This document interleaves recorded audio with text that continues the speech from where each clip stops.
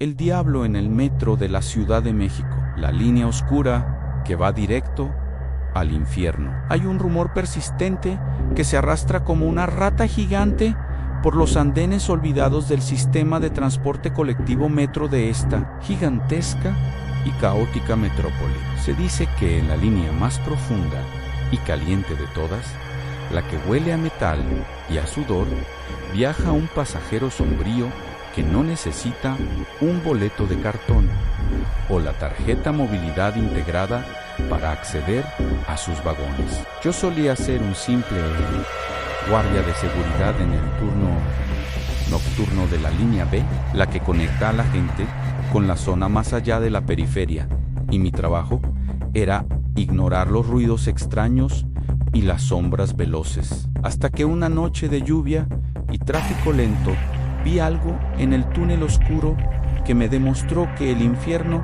no siempre está bajo la tierra, sino viajando justo a nuestro lado en un tren abarrotado de gente.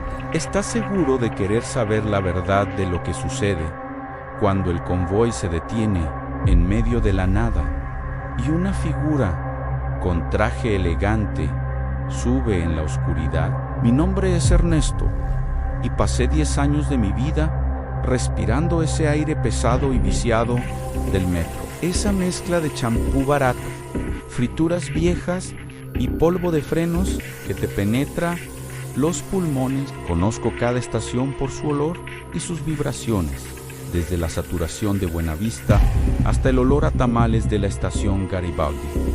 Cada andén tiene su propia energía especial. Los trabajadores del metro tenemos nuestras propias leyendas urbanas para contar, pero la más temida de todas es la historia del pasajero sin rostro o el señor de los 7 días que se aparece solo cuando el servicio es lento. Siempre pensé que eran tonterías, cuentos para asustar a los nuevos elementos, hasta que me tocó hacer una revisión de rutina cerca de la estación Oceanía, en un tramo poco iluminado. La noche era fría y silenciosa, solo interrumpida por el zumbido constante y eléctrico de los rieles que vibraban bajo el concreto viejo. Y la lluvia fuerte caía sin cesar en la superficie. Yo estaba revisando unos fusibles en el túnel, con mi radio pegado a la oreja para escuchar cualquier instrucción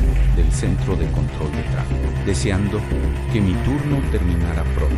El sonido de un tren acercándose me alertó, aunque no estaba programado ningún paso de convoy a esas horas de la madrugada, lo cual era una grave anomalía. El tren pasó muy lentamente, sin luces encendidas y sin emitir ese grito característico de los vagones al pasar sobre las uniones, como un fantasma de metal. Me pegué a la pared con miedo, viendo la silueta borrosa de la única persona que viajaba en el tercer vagón solitario. La figura estaba sentada completamente sola en el asiento de plástico duro y vestía un traje elegante de color negro, como si fuera a una importante reunión de negocios a altas horas de la noche. Lo más perturbador, sin embargo, era que la luz parpadeante del túnel revelaba que no tenía rostro,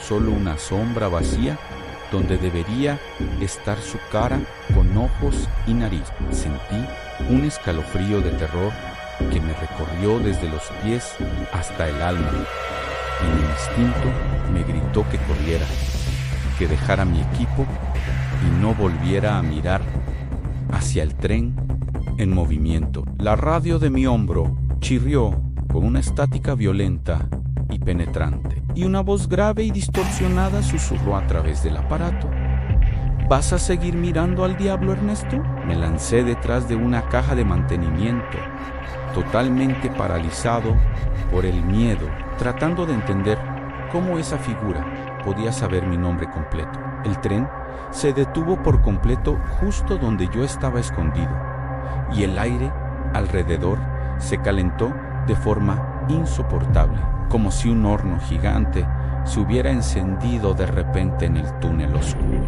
La puerta del vagón se abrió con un sonido hidráulico sibilante, y de allí salió un olor intenso a azufre quemado y a carbón que me hizo toser con desesperación. Vi unos zapatos de piel fina y muy pulcra, de esos que valen más que mi sueldo de un mes, deteniéndose justo frente a la caja donde yo me encontraba oculto. El pánico me hizo pensar en mi escapulario bendecido por el Padre Juan, el único objeto religioso que siempre llevo conmigo en el cuello.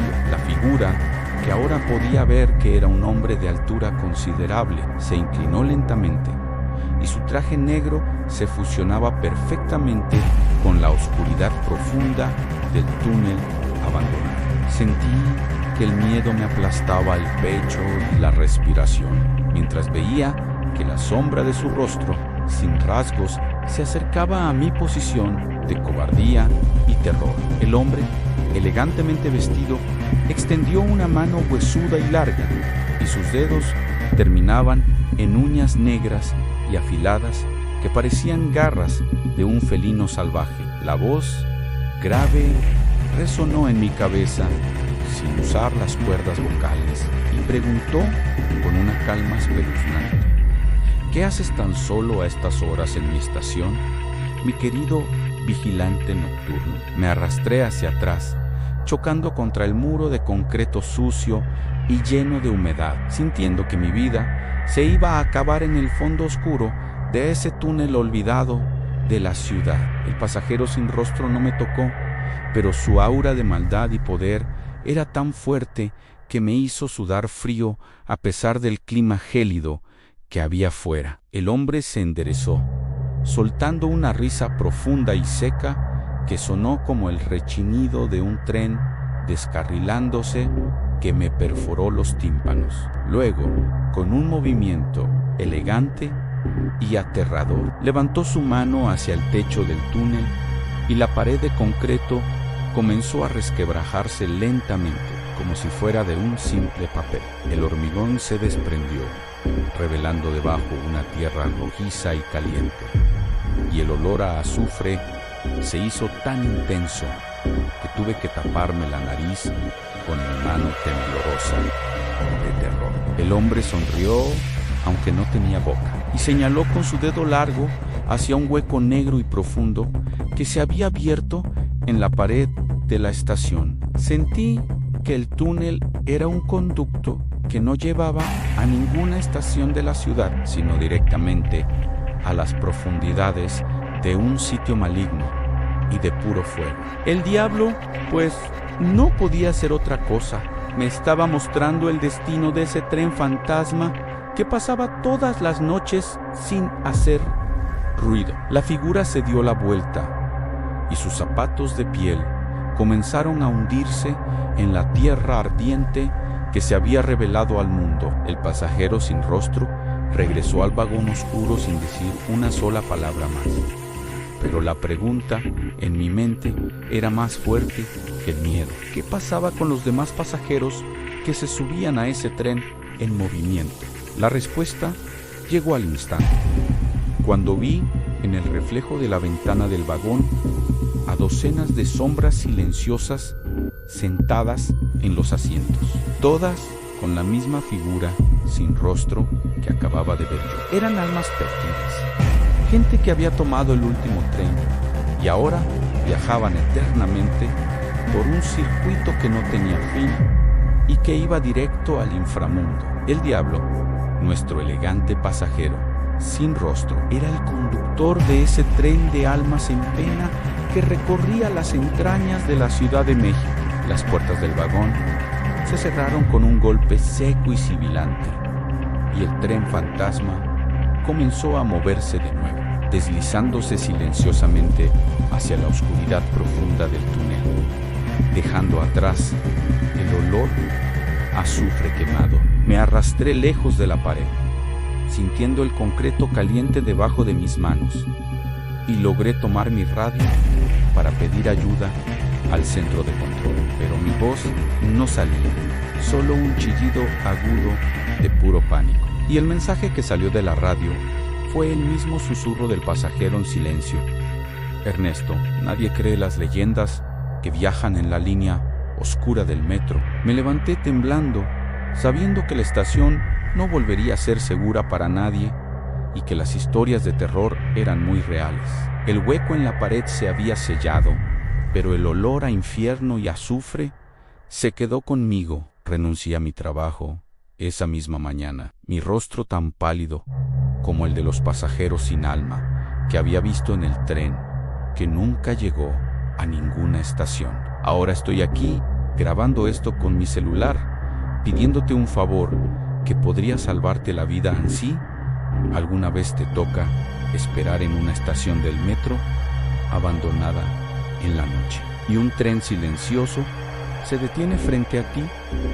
No subas jamás. El último tren de la línea B no lleva a la periferia, sino directamente a las profundidades del infierno. Y el diablo siempre tiene un asiento guardado para aquellos que se atreven a mirar demasiado de cerca su oscuro y silencioso vagón. Si esta historia te puso los nervios de punta, dale un me gusta al video. Escríbenos en los comentarios qué habrías hecho tú en esta situación tan terrorífica en el túnel oscuro del metro. Comparte este video con alguien que ama el terror y las leyendas urbanas mexicanas oscuras y peligrosas que acechan en el transporte público, y recuerda suscribirte a No Mires Atrás para más historias cada noche que te quitarán el aliento por completo. No creerás lo que realmente esconden estas historias. Link en la descripción.